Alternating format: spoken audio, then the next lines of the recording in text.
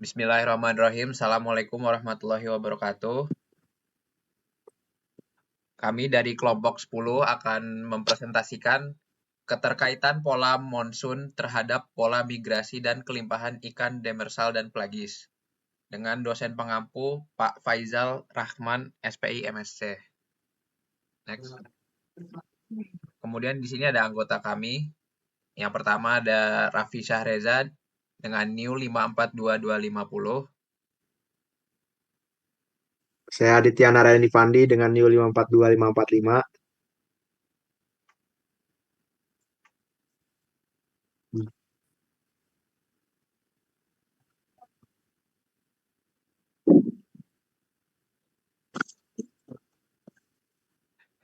Kemudian ada Gibran Lukman Sadewo dengan NIU 543269 dan saya sendiri Muhammad Nasrullah Sutibia dengan NIU 541838. Next.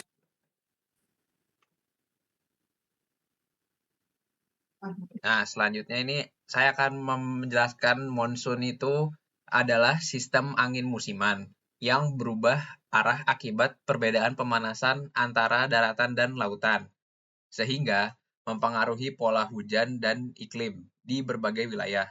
Menurut Zheng et al. 2015, monsun merupakan bagian penting dari sistem monsun global yang mengatur distribusi panas dan kelembapan di atmosfer. Perubahan intensitas monsun berkait erat dengan dinamika iklim jangka panjang, termasuk variabilitas laut atmosfer dan pemanasan global. Berikut ini adalah gambar dari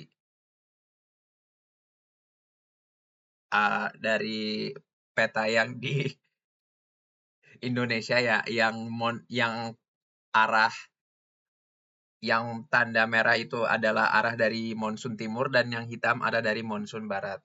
Next. Nah, saya akan menjelaskan perbedaan ikan pelagis dan demersal. Ikan pelagis ini adalah kelompok ikan yang hidup di lapisan permukaan laut hingga kolom air dan cenderung berada jauh dari dasar perairan. Mereka biasanya bergerak dalam gerombolan besar serta melakukan migrasi mengikuti arus, ketersediaan makanan, dan perubahan musim. Secara morfologi, ikan pelagis memiliki tubuh yang langsing dan aerodinamis dengan warna cerah seperti biru atau perak untuk mempermudah kamuflase di perairan terbuka. Contoh ikan pelagis ini ada tuna, tongkol, sarden, dan cakalang.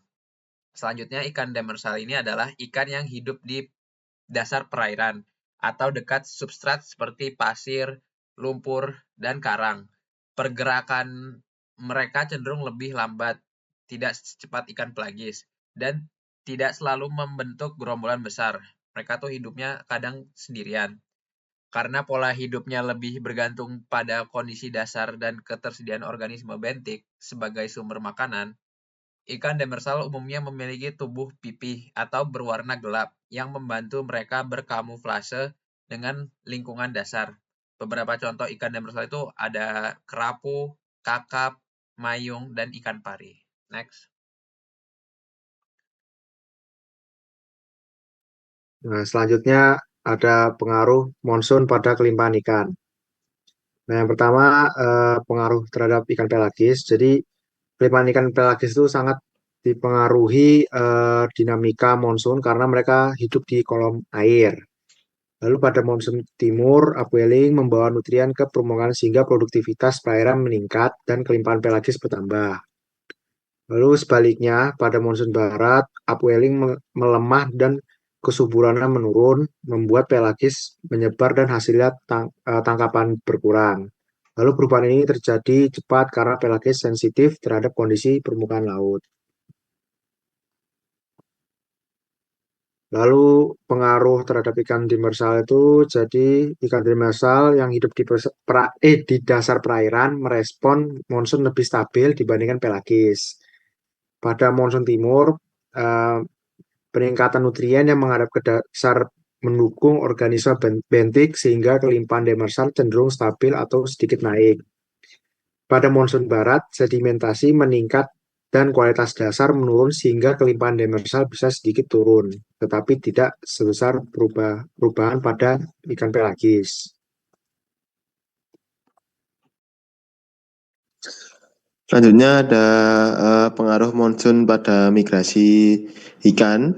Angin monsun memiliki peran yang sangat-sangat krusial dalam migrasi ikan dengan mengubah parameter oseanografi utama seperti contohnya adalah suhu permukaan laut, arus, dan ketersediaan nutrien. Lalu untuk ikan pelagis, pengaruh monsun paling jelas terlihat melalui fenomena upwelling, di mana angin musiman atau monsun tenggara mendorong naiknya air dasar yang kaya nutrien, memicu ledakan fitoplankton dan zooplankton. Peningkatan produktivitas ini menarik ikan pelagis kecil untuk bermigrasi secara massal menuju zona upwelling tersebut untuk mencari makan dan menjadikan musim monsun tertentu sebagai puncak penangkapan ikan. Sementara itu, ikan demersal juga merespon dari perubahan monsun, meskipun dengan pola migrasi yang kurang dinamis. Mereka cenderung berpindah mencari kondisi suhu dan salinitas dasar yang lebih stabil atau bermigrasi ke lokasi pemijahan spesifik. Karena sirkulasi massa air dasar juga dipengaruhi oleh pola angin musiman regional.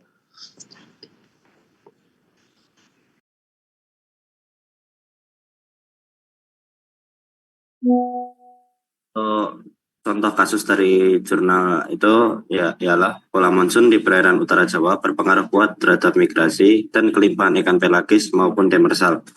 Pada musim barat, arus bergerak dari barat laut ke tenggara, sehingga ikan pelagis kecil terdorong berkumpul di perairan dangkal bagian selatan, kurang dari 40 meter, mengikuti arus serta tingginya kelimpahan plankton dan larva yang terbawa ke area tersebut. Priyatna dan Natsir 2008. Saat musim peralihan, arus melemah sehingga sebaran pelagis menjadi lebih merata, tetapi kelimpahannya menurun, menunjukkan adanya migrasi horizontal mengikuti perubahan kondisi fisik laut. Untuk ikan demersal, distribusinya relatif stabil di dua musim, namun kelimpahannya lebih tinggi pada musim barat karena bentos sebagai sumber makanan jauh lebih melimpah. Sedangkan pada musim peralihan jumlahnya turun meskipun ukuran ikan lebih besar.